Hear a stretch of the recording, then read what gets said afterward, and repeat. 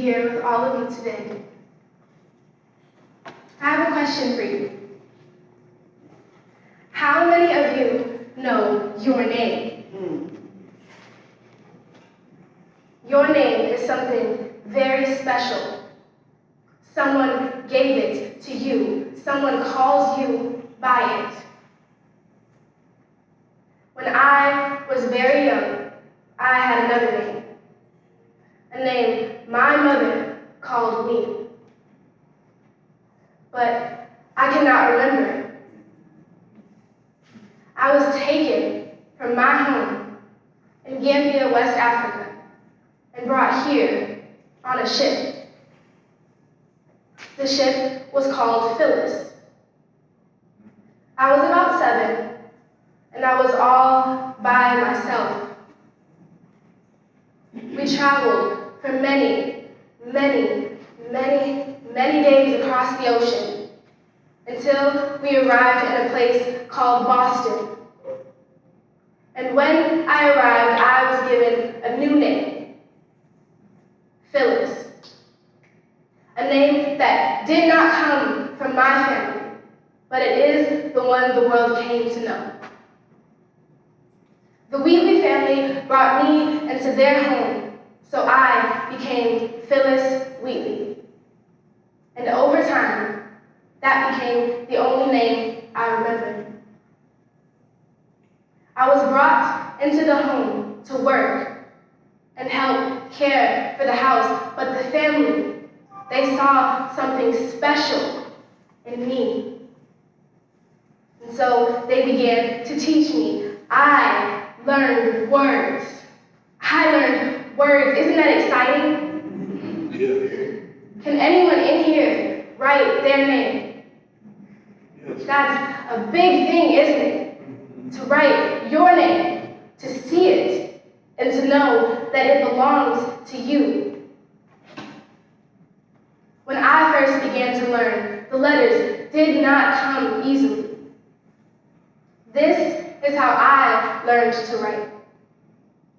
A feather, a little ink, and a great deal of patience. I had to dip and write P, H. Can you imagine writing your whole name like that? I practiced again and again. W, H, whenever I was given a chance. But something began to happen. The letters, they became words, and the words became thoughts, and those thoughts became my voice. I may not remember the name I was given when I was born, but I found my voice, one that no one could take away. Everything I needed to learn fit inside a space just like this. When I first arrived, this is the kind of cloth I had. But my life began to change in a very unexpected way. This is a book I know you've held before. But when I first held it, I did not know what it meant. It looked like marks, lines, tiny shapes on a page. But the people in the house where I lived, they noticed something. They saw me watching, and they saw me trying. And so instead of turning me away, they gave me more to learn. People thought that was surprising. Some even thought it was impossible because I was a slave. And slaves were not allowed to read, to learn, and to write. Do you think learning belongs to some people or to everyone? It belongs to everyone. That That is why I kept learning. And before long, I began to write my own work. But not many people believed that those words were mine. Some people said, a girl like her, she couldn't write such things.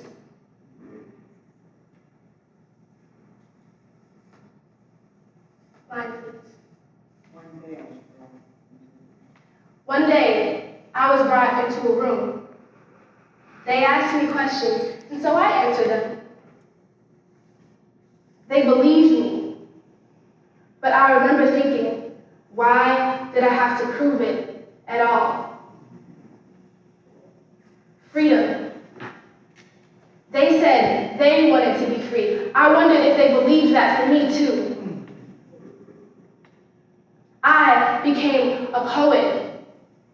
Here are a few of my lines from a poem I wrote titled On Virtue. O thou bright jewel, in my arm I strive to comprehend thee. Thine own words declare wisdom is higher than a fool can reach. These are my words, and still I was not yet free. But something began to change. My voice. It was my voice, and you have a voice too. What will you do with it? Will you use your voice to be kind, to teach freedom?